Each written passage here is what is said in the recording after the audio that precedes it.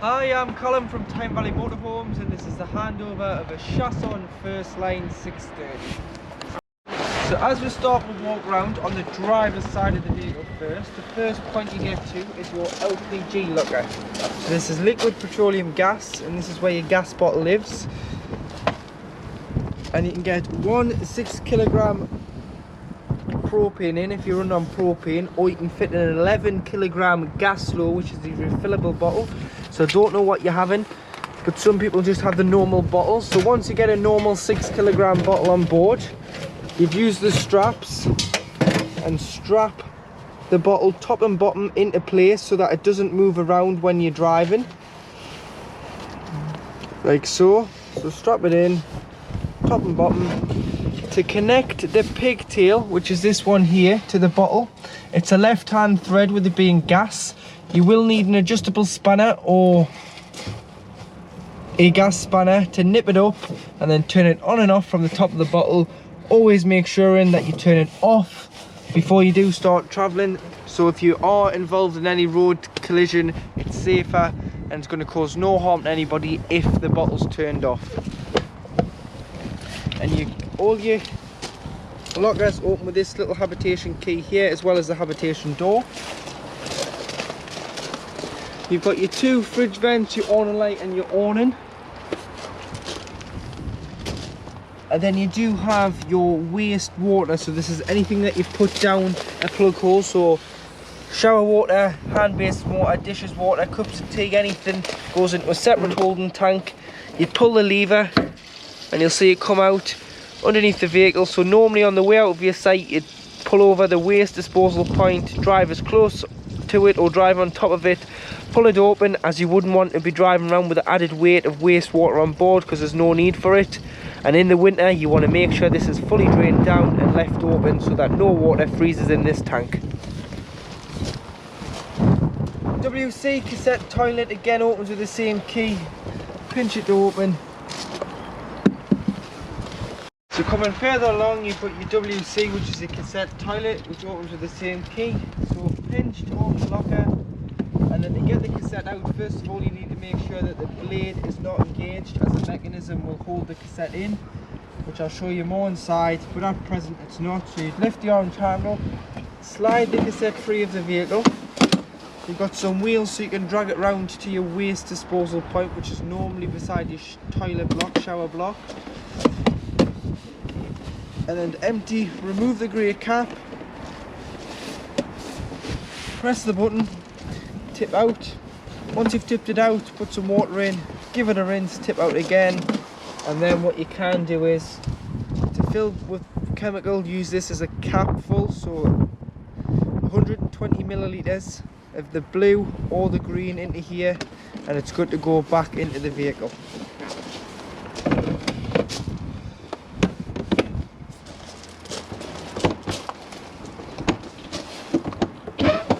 Got your garage at the back of the vehicle, so you've got your infill cushions for your bed, your awning winding handle, your carpets, your carb mat, a 230 volts plug and 12 volt if you want to charge things in your garage. It is heated and it does have a light, so when the control panel's on you'll be able to turn the light on and off. And you've got tethering points on the floor, so if you need to tie anything down you can do. So this is the bigger door, so if you want to put bikes or anything in, put it from the driver's side, as the passenger side door is a slimline door. At the back you've got your high level brake light, reverse camera, bike rack bars, so it doesn't come with a bike rack, but if you do want one, this is where the back panel has been strengthened to take one. Slimline door for the garage, I've already seen in there. And then you do have, this is what's known as your Technibox Locker. So in here you've got your fresh water filler, so that's where you fill with fresh water. So you get yourself a hose pipe with some hose pipe connections, as it's mainly just a brass tap on site. Pop your hose into there, wait until it overflows, until you're happy you've got enough water, which you can see on the control panel, and you can see how much is in the tank here. Should you have a full tank of water and you're now ready to travel, you've got a travel drain here. So this takes out everything bar 20 litres. So you'd lift this up, turn the pump on inside and open the tap. And what will happen is the water will come out underneath the chassis and it'll remove everything bar 20 litres, so it'll give you enough to stop, use the toilet, have a cup of tea. It just means you're lighter, so you've got more payload and you're better on fuel, as you're not carrying that added weight of a full tank of water around with you, unless you have to if you're wild camping. This side you've got your 12 volt fuses, so do carry some spare fuses. They are just standard blade fuses which you can get from most car factors, Halfords, Eurocar parts, anywhere like that online.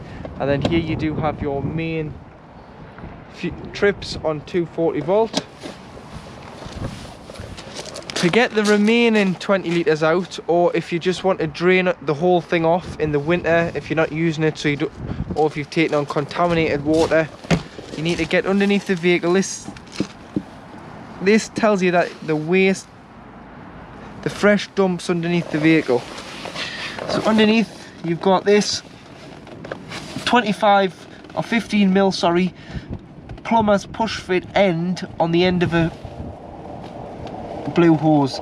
Pull that off and that'll drain off all the water, because you wouldn't want to leave water in there in the winter and freeze, and you wouldn't want it, if you've taken on contaminated water, you'd want to drain it off. Or if you're simply not using it for a few weeks, you wouldn't want the water to go stagnant, so you'd pull that off and all the water will simply drain out underneath.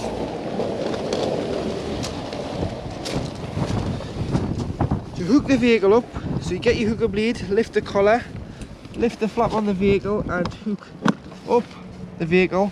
Hook the vehicle first, then the point, and do it in reverse order when unhooking, as well as pushing the blue clip down to release the hooker blade. Coming further down, so you've got your cover on your Truma vent for your boiler. When heating water on gas, this must come off. When heating it on electric or travelling, you can leave it on. You don't have to take it off when on electric, just on gas to allow the fumes out. So hand on the top, thumb in the middle and remove it. Pop it into the passenger door pocket there, and then when you're ready to leave site you can pop that back on, but that's only when on gas to allow the fumes out. If you're on electric, you don't need to remove this. When you're travelling, pop it on, and when you're washing the van, it'll stop things getting dirty in here. Diesel filler, so it's a capless system. You just push the diesel filler into there to fill, and then you've got AdBlue, as it's a new diesel engine. This takes somewhere between 15 and 20 litres on the transit of AdBlue, which should give you 5,000 mile from a full tank. At 4,000 mile you'll get an AdBlue warning, it'll give you a mileage countdown. Top it up as soon as you can. It'll stop the vehicle going to limp mode or failing to start, which you can find AdBlue on most pumps now, so you can buy it on the pumps, which is slightly cheaper, or you can buy it in the drums and carry one in your garage and top this up. But I'll let you know when it needs AdBlue. Leisure batteries underneath the cab, underneath the passenger cab seat, and van batteries underneath the driver's seat. And then to open the bonnet, you need to use the key in the front here. Pop it in.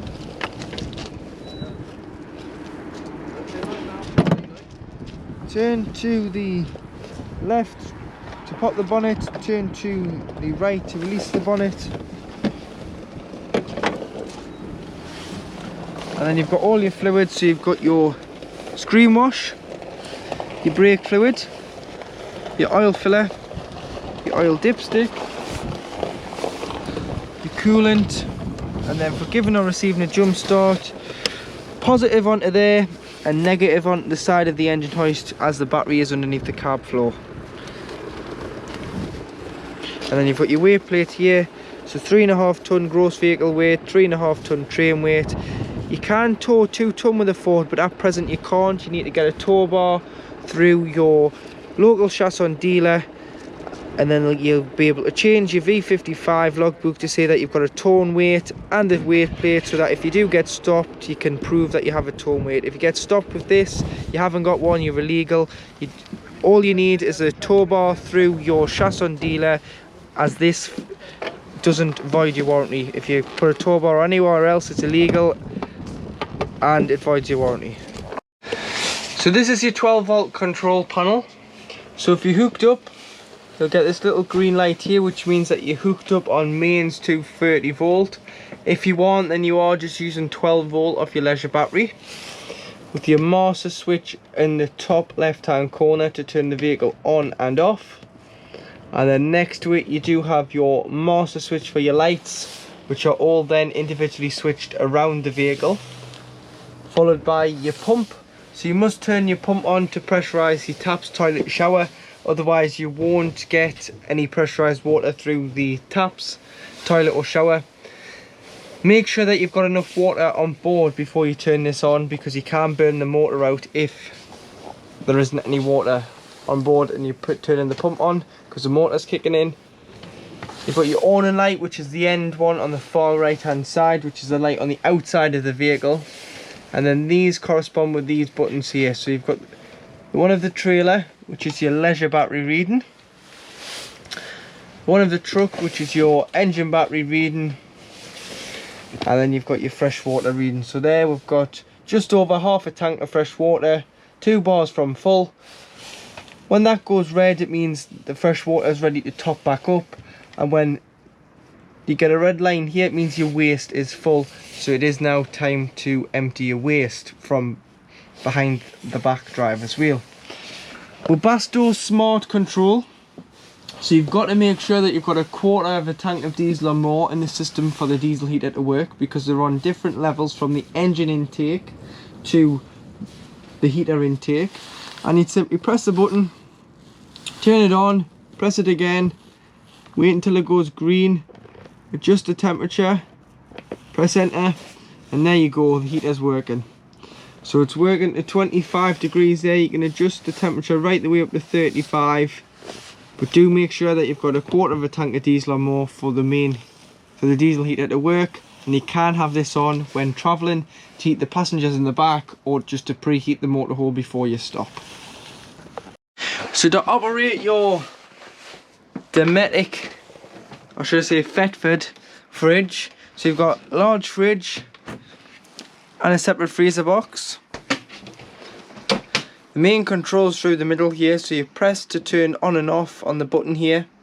If you press it once, you'll get your control panel on, and you'll notice it comes up with A and a picture of a plug. So we're hooked up, and A stands for automatic energy selection. So the brain of the fridge picks the best source the fridge has available.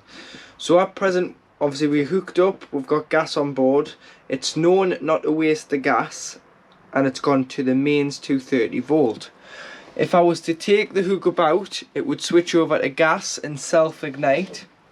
Or if I was to start the engine of the vehicle, it would switch over at the 12 volt setting, which is just like a cool box, and all it does is keeps the temperature of the fridge the same as it was when you left. So if you're moving from one site to another site, obviously the battery will keep the fridge and your shopping nice and cool when you travel from site to site. Or if you've been and pre-chilled it at home, put your shopping in the night before, obviously the battery will keep the shopping nice and fresh and edible until you arrive at your site, and you either go back to electric or it lights on gas. Please note, with the automatic setting, it does wait 20 minutes before lighting on gas, because if you've left your gas open and you knock your engine off, obviously it'll not find 12 volt anymore. It'll not find 230 volt because you're not hooked up, but it might find gas. But it's programmed to wait 20 minutes, because if you are filling up with diesel, it's the last thing you want is the fridge trying to ignite on gas in a filling station. So if you want to manually change it, which you will have to manually put onto gas to avoid it flashing for 20 minutes, you just press the square button. Obviously you can see the A has disappeared there, it's gone on to mains hookup. Battery, and it's code 6, which means loss of 12 volt. There's no 12 volt because the engine's not running. Or gas. Here you've got your temperature, so if you're pre-chilling, have it on 5. You want the fridge and freezer to get down to temperature as quick as possible, and then you can put your shopping in and allow that to chill. But you may just want to knock it down to 3 or 4 once you put your shopping in. And then finally on the end one, you've got the frame heater, and all that does is it stops the doors from sticking when the fridge and freezer's on. One last thing with your fridge freezer, once you've used it and you've parking the van up either for the winter or simply a couple of weeks when you're not using the motorhome, take everything out, give it a wipe out with some antibacterial wipes and sprays, and then underneath both catches you've got these little toggles.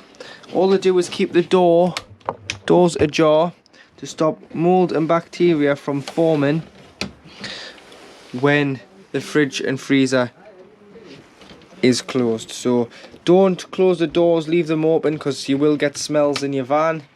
And then at the bottom you've got a travel catch, so you can lock the door so it's not going to spring open when you're travelling down the road. In the kitchen area you do have two gas burners, one electric hot plate on mains electric. So the electric hot plate is this side and you've got to be hooked up for it to work, and you've got 1 to 6 being the temperature. So if you're on a site, don't waste your gas, use their electric and put a pan on there. And then you do have 2 lit gas rings.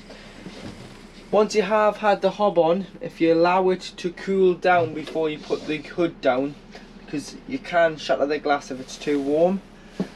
And then underneath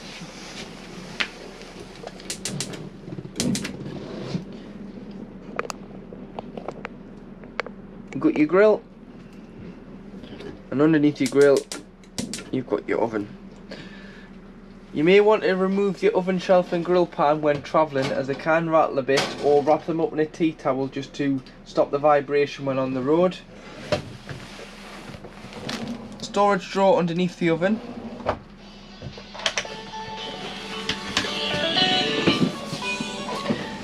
Pan storage in the large cupboard. Followed by cutlery drawer.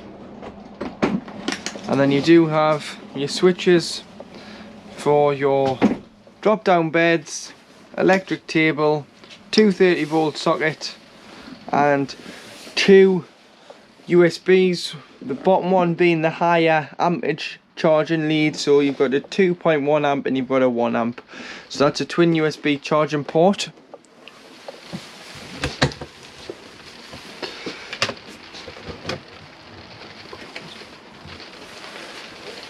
Storage, some more storage, but in here you do have the controls for your hot water system. So you've got a Truma boiler on here which heats your water on both sources, either gas or electric, or you can use both together should you be in desperate need of hot water. But make sure if you're using the gas, which is this one here, the cover comes off the outside of the vehicle, because it allows the fumes out. Failing that, it will fail, because obviously it can't allow the fumes out the vehicle. So you've got off in the middle, 50 degrees at the top if heating your water, or 70 degrees at the bottom if heating your water. And on the electric, you've got off in the middle, 1 kilowatt, which is 750 watts if heating your water, or 2 kilowatts, which is 1500 watts. So depending on the amperage the site gives you will determine whether you use 1 kilowatt 750 or 2 kilowatts 1500. Or like I've said, if you're in desperate need of water, you can have the gas and electric on together, which should heat that 10 litre boiler within about 10 minutes.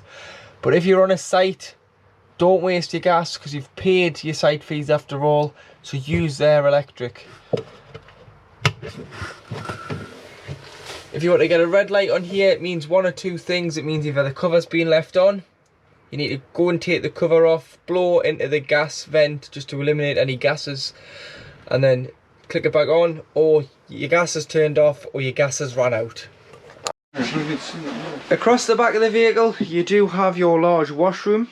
So your washroom light is a little rocker switch underneath the vanity unit, and then you do have toiletry drawer, some storage for your toilet roll behind the toilet,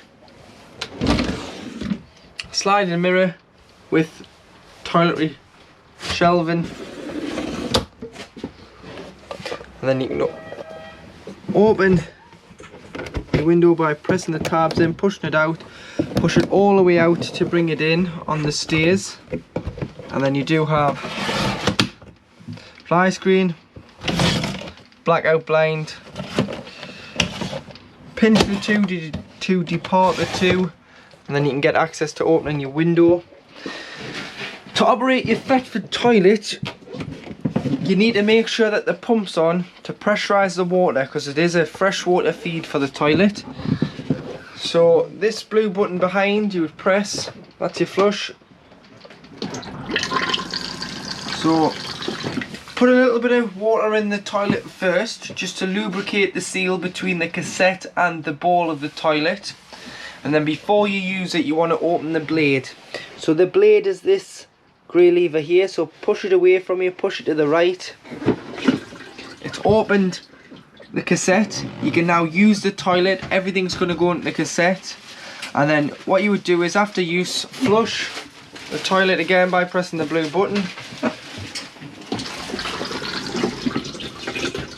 And then close the blade. If you wanted to use any pink liquid, obviously this doesn't take it because it doesn't have a header tank, but you can dilute it into a spray bottle and spray after use and then flush, and it'll do the same job. Go into the cassette, give a fragrant smell and clean the bowl. And then, like I've said, you'd flush and then you'd close the blade, which is bring it back towards you, so slide it to the left and close the blade.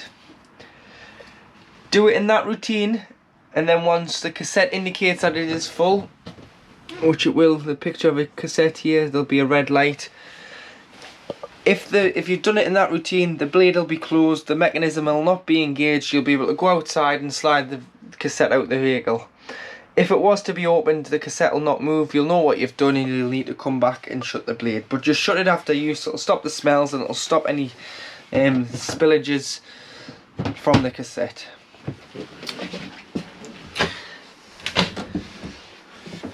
Large wardrobe with elastics so that you can keep things back so nothing's going to start moving when you're travelling, and hanging rail, so you've got loads of space in here.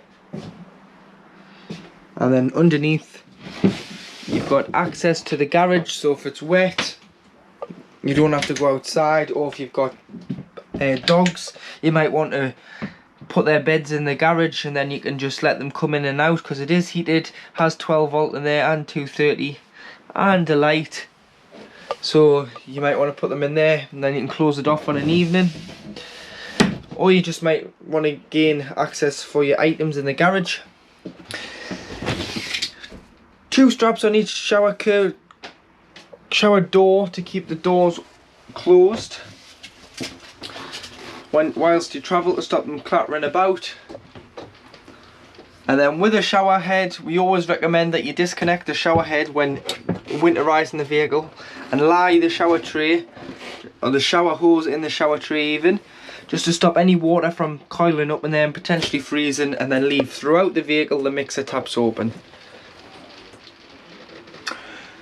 You can lock and unlock your skylight and then use the lever to open the lid. Ventilation, but always make sure it's shut before you travel, same with your windows. Hanging rail for wet towels or coats, and then you do have a fly screen and a blackout blind. Behind the passenger seat, if you just lift the cushions off and lift the compartment, you do have your Truma boiler. So this heats 10 litres of water at any one time. In the winter, when not using the vehicle, it's very important that you drain the vehicle down, because if not, the water could freeze and damage the boiler, which is then not covered by the manufacturer's warranty. So to do so, what you need to do is you just need to lift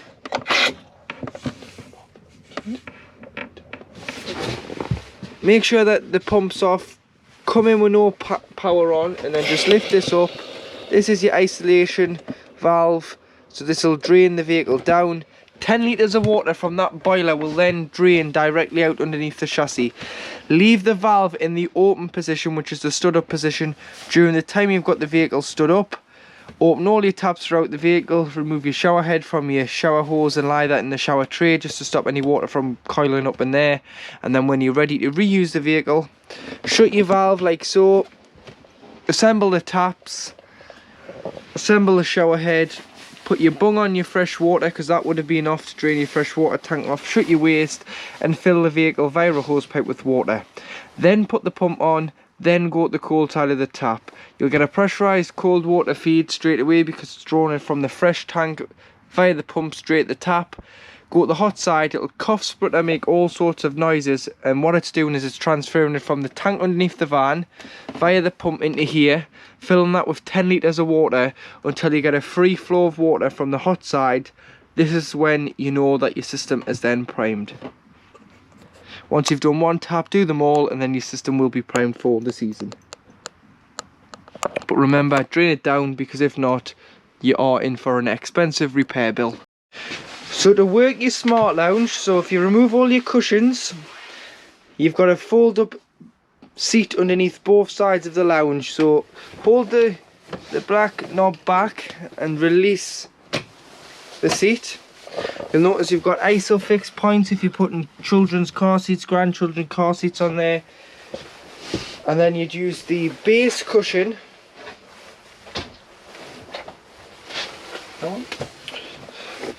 No, this one.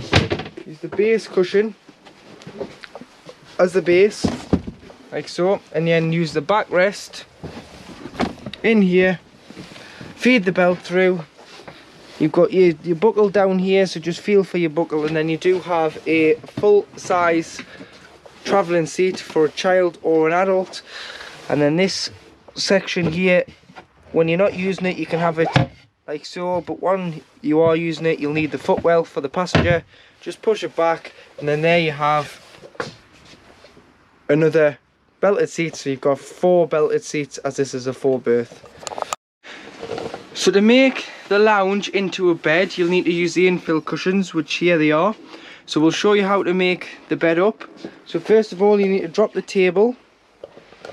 So drop the table down into its lowest position. You'll need to make sure that your lights are turned on the panel for the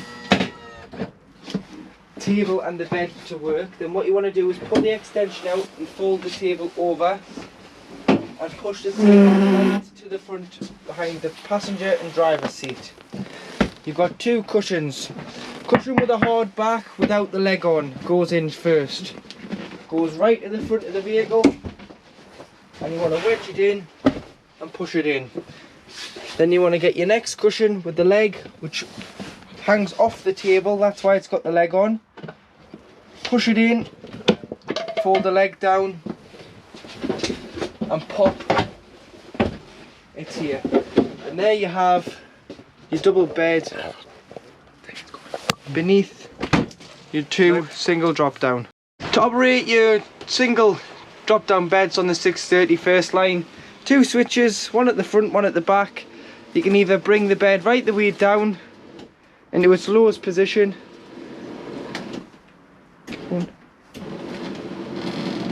like so, that's its lowest position, or if you were using it with the bed formed underneath, you can bring the other one down and stop it at any height. So you can stop it at any height, so you would stop it about there. We'll put the ladders on, which are underneath the bed. So there's the ladders, there's the safety nets if you're putting children in. They clip underneath the frame and then clip onto these on the ceiling. And you've got the same that side. So now in the cab, which is based on the newest Ford Transit, which is a Mark 8, you've got the handbrake down to the right, which is a foldable handbrake to allow the seat to spin round. So if you pull it up, lift it, push it in and release, and you'll see the handbrake light go off and you'll see it come back on. That's just so the seat can spin without hitting the handbrake. To black your cab out on an evening, you do have curtains that come around the cab, and then you do have electric driver and passenger windows, followed by how to lock your cab on an evening, so you can unlock and you can lock the cab, so that locks the cab doors. If you have got an alarm on it, because some people do fit alarms to it, insurance companies sometimes insist alarms got to be fitted. With the Ford, what you've got to do is to stop the alarm from going off. So if you've locked the van with the key, walked away, went out, come back, and then if you haven't got to, on these ones you don't have central locking on the back doors, so you've got to use the little key to get in. If you open the door and get in, obviously the van doesn't see that door because it's just been a chassis cab. The alarm will reset itself because it'll think it's accidentally opened itself by accident, and the alarm will go off. So what you've got to do is open the cab door from the outside and close it. This will stop the alarm from going off, otherwise it will then reset itself within 2 minutes and the alarm will be going off on your site. So just walk up, open the door, shut the door, then climb in the back, and then that's the alarms off once you've unlocked the vehicle as well. Lights, so side lights, headlights, headlight adjustment, rear fog lights and instrument lights. So to brighten them, you can brighten and dim the panel. Should they be too bright or too dull, you can do that from there once the lights are on. Wipers, indicators, this will go through this screen here, so the middle screen. So you've got a digital speedometer, instant fuel usage, distance to empty, average speed, average fuel usage, trip timer, trip distance, and how many seatbelts are fastened. You can go to here and then go to driver assistance, where you've got hill start, which is always on. You can reset computer 1, and you go to maintenance, and you can view your oil life, your AdBlue levels. So you've got 4,000 miles until the AdBlue needs to be topped up. So I'd expect at 3,000 mile the light will come on to tell you that you need to fill it up with a 1,000-mile countdown. And you can see your AdBlue. So your minimum refill is 5 litres. The maximum refill it will take now is 6.8 litres.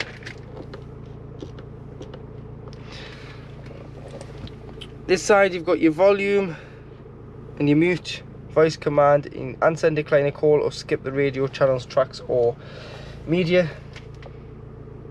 Speed limiter, so you can push up and down to set your speed limiter, and then as long as you feather the throttle you won't go over it until you floor the vehicle, and it will override the speed limiter as a safety feature. Or if you want cruise control, you can press the top one, up and down to set. If you've got to cancel it, you can either cancel it with a foot brake, cancel it with this button, and resume it with this button here to the last speed set. 6-speed manual gearbox, so you've got to lift the chrome collar underneath to pop it into reverse, which brings on your rear view camera through the head unit. And then you do have traction control, so if you were on wet grass or wet gravel and you were struggling, you can turn it off and give it a little bit more revs without it spinning.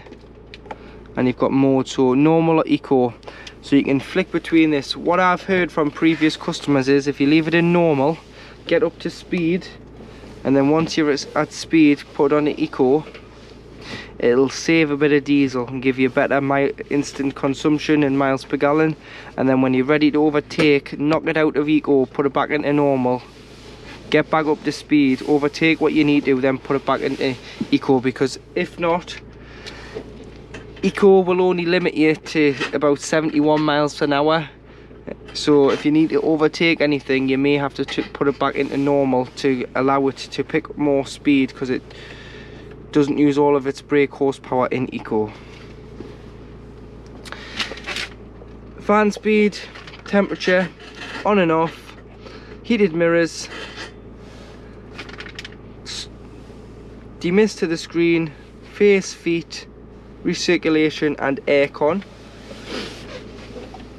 Hazards, we've got a USB for the head unit and a 12 volt. Turns your stop start off, but that'll only work under certain factors, that the aircon's not on and you've got enough charge in the battery. If it's been sitting for a while, don't expect the start stop to work straight away, because it won't, because it'll need to have a run to charge the battery first. And then operate your accent head unit, so you've got navigation, your navigation cards on the side here. Shows a map where we are now. To program a route, you just go at the bottom right, new route, address, and pop your postcode into the middle one there. So postcode So there, I've changed it from Crookgate Bank where we are to London. So if you go to town, it'll give you an overview of London. Select this destination. It'll then give you, it'll calculate the route and give you a countdown of how many miles and how long it's going to take you to get there.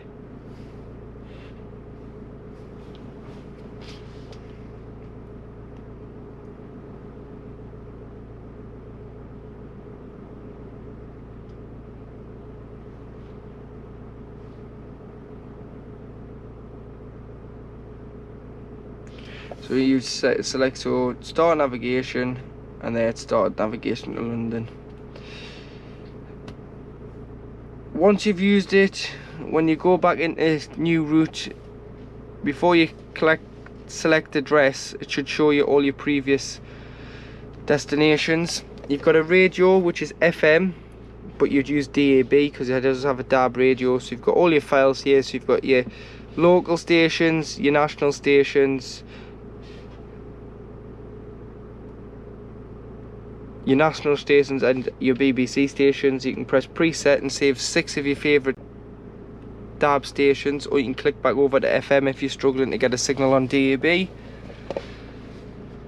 Bluetooth, select Bluetooth, and you can pair your phone with the head unit. So start looking on your phone, go into your settings, Bluetooth, and find accent.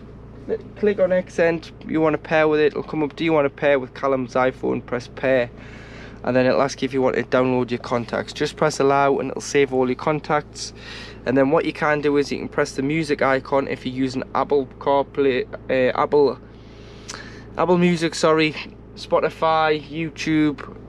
If you've got music on your phone, you can Bluetooth your music without your lead via Bluetooth, or you can use your lead, and that would be in iPod USB. You can click camera and you can have your camera on all the time when you're driving forward, as some people like this to see behind them. But you will have to press home to go back into your radio. And as you can see there, you've got shortcuts for home, nav, camera, DAB, Bluetooth. And then finally you do have your settings at the end. And you can update these head units off Accent's website. This is the XF280 on the Ford. You download it onto a memory stick, pop it in, and you want to press install software, and it'll download the software off the memory stick into the head unit. If the head unit was ever to become glitchy and slow, you can do that.